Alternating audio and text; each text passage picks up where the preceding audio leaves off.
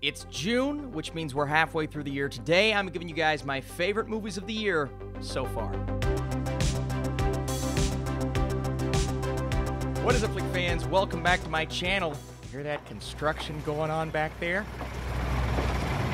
Well, this is a temporary set. That set is being worked on, so just bear with me for the time being. But like I said, today I'm giving you guys the best movies I have seen this year. Now, it's not a list strictly about quality. It's more so which ones are my favorites. But I'm going to give you guys some honorable mentions and then dive into my top 10. As always, I need you down below giving me the definitive best movie you have seen all year along with your list. And if you enjoy this video, be sure to drop your thumbs up. And if you guys like this one, I may do a television list later on in the week. But let's dive into some honorable mentions, some movies in no particular order that did not quite make my top 10 thus far. So, a movie that literally just dropped, Pixar's Luca, a very sweet animated film. Another animated film that was also partially a documentary called Flea that I checked out at a film festival. Cannot wait for that movie to come out. Another film festival movie titled The Fallout, a really devastating but beautiful film. We're going to continue with the film festival trend. Coda, oh my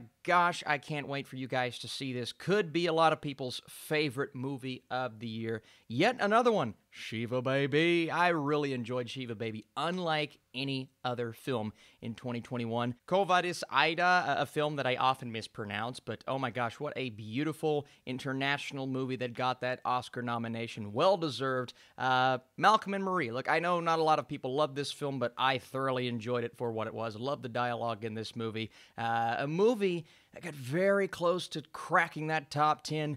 Nobody. Oh my gosh, what a fun movie starring our boy Better Call Saul. One of the most fun action movies I've seen in quite a while. Another film that came very close. I mean, right on the edge. Could surpass some of these others if I see it again. Mass. You're going to be seeing a lot of Mass when it comes Oscar season, especially with these performances. And the final movie here on this list is Our Friend. Great performances. Casey Affleck, Dakota Johnson, Jason Segel.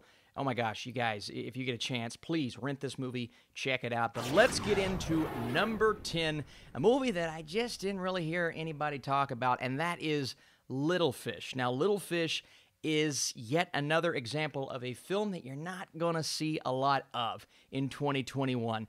It's all about a couple who is fighting to hold their relationship together, but a memory loss virus, so it hits kind of close to home, is spreading throughout the world, and it's threatening to erase the history of this couple's love.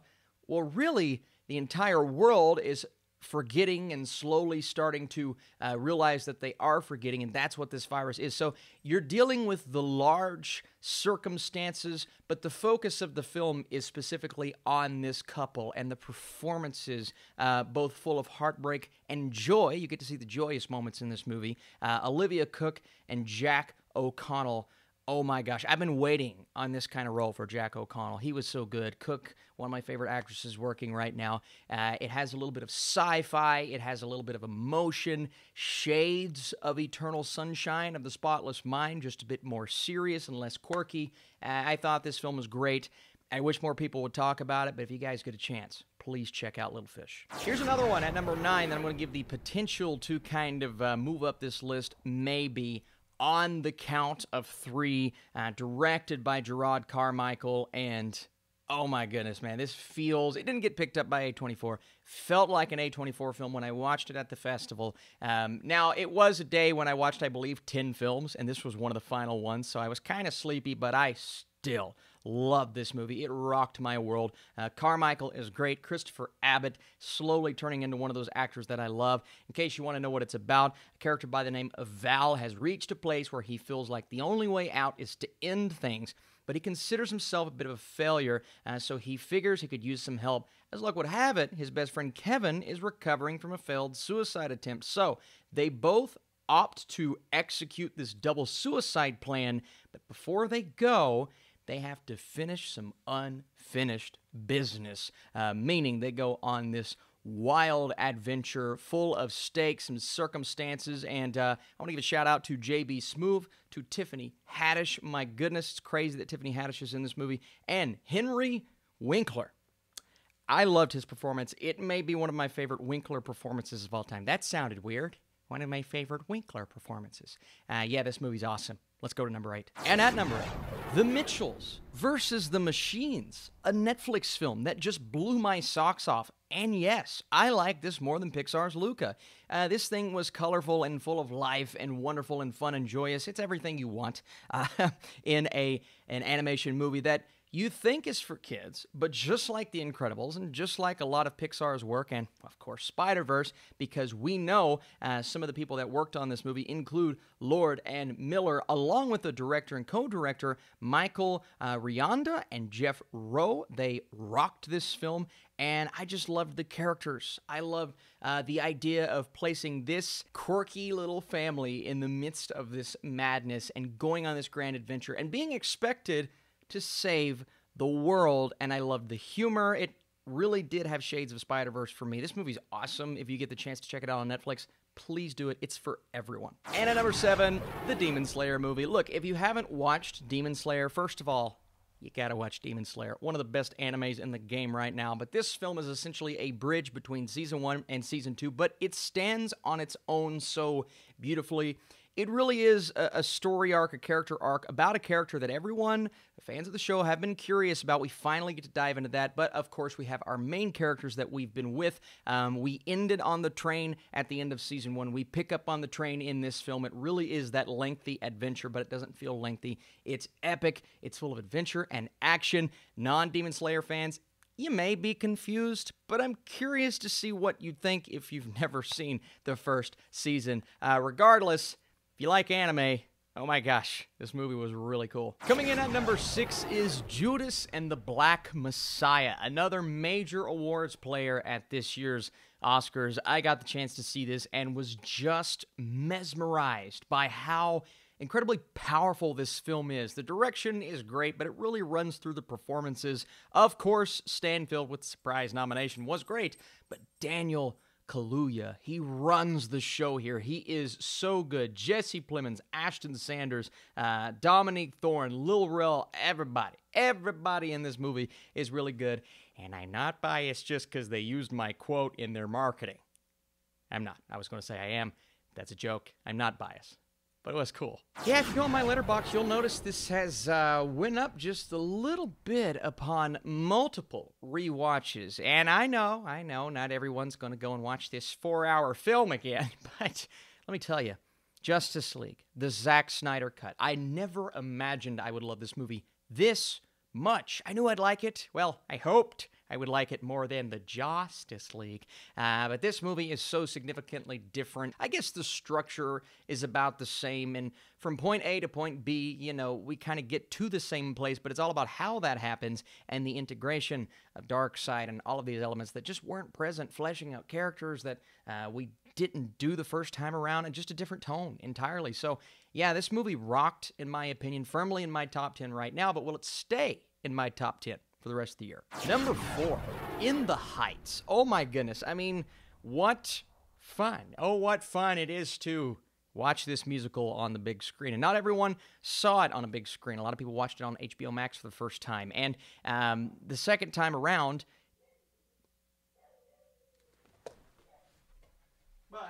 sorry, my dog was attacking the man who's trying to work on our new house. Regardless, In the Heights, watching it a second time, I won't say it was better, but it was just as good, just as full of life and fun. The musical numbers have stuck with me every second of every day, it seems like. I went back to them over and over. But that's not what makes a great movie. That's a reason to stick around and come back and be entertained. But in terms of the characters, the development, and using the Heights, Washington Heights, as a character to build around that, and then all of the incredible performances that I could talk about for days. This movie is really something special. One of the best musicals I've seen in a long time, as someone who isn't the biggest fan of the genre, and it's easily one of the best movies of the year so far, both quality and entertainment-wise. Coming in at number 3, I'm going to have to explain my choice just a little bit here because it's not out yet, and it won't come out for, I believe, around another month, maybe even less than that. We're getting close. It's 9 days. And I saw this film way back when. It's been like 8 months since I saw it, but I wanted to move it since it's coming out so late into the summer onto my 2021 list, and I can't wait to rewatch this thing. It is absolutely incredible. It reminds me of an adult version of Soul, even though I saw this film before Soul, so Soul was kind of the Pixar version of this. But essentially, you have a reclusive man who's conducting a series of interviews with human souls for a chance to be born. All right, it's getting trippy already. The visuals are incredible. The direction is awesome. Winston Duke, Bill Skarsgård, Benedict Wong, Tony Hale, Zazie Beetz. The cast is wonderful, and it's a movie that makes you think.